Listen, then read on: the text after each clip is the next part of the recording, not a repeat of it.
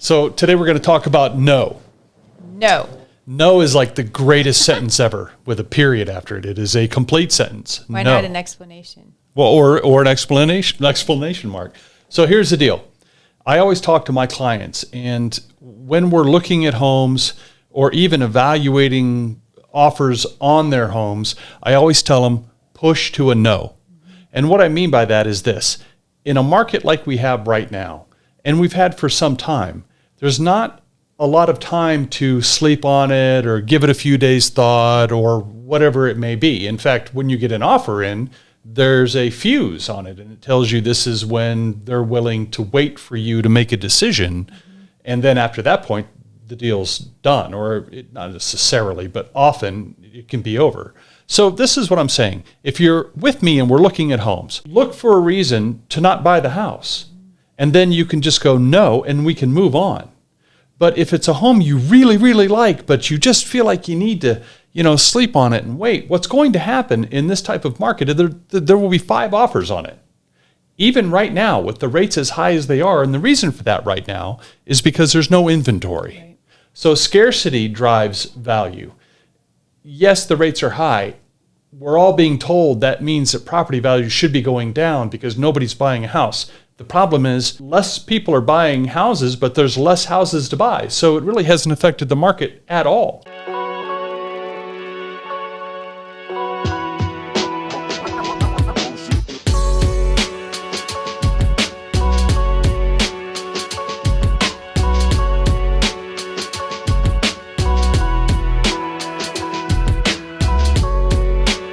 So what he's saying is basically, since we don't have the inventory, chances of our prices coming down could be slim, even though interest rates are going up.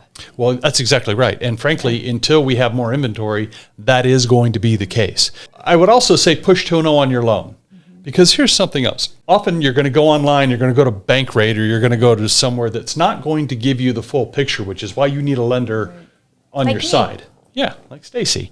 So, and the reason for that is this, is that none of those engines that determine what your mortgage is going to be include insurance or property tax, because it's impossible to know where you're going to buy that home.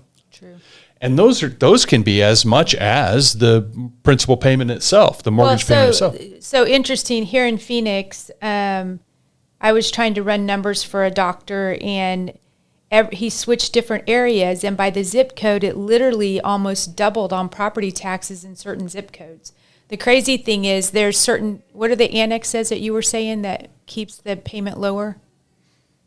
The county or something? So here's the other part. If you're in county islands? Yes. Right. So in Phoenix, which is a little bit unique, is that instead of the entire city being neatly incorporated, meaning all of it being the city of Phoenix or Chandler or Scottsdale or Gilbert or whatever it may be, there are little county islands, which are unincorporated areas within the city, and there's a whole bunch of them.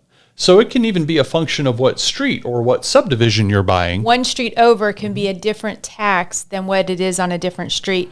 So it does get a little bit challenging. So when you do pick a lender, you move to a no with with certain lenders or whatever, is for that reason, because I can throw a payment out there at you. A lender can say, okay, the taxes on this home is $200 a month, when indeed the taxes on the home that you buy on the street over might be $400. That can make a huge difference on your qualifying.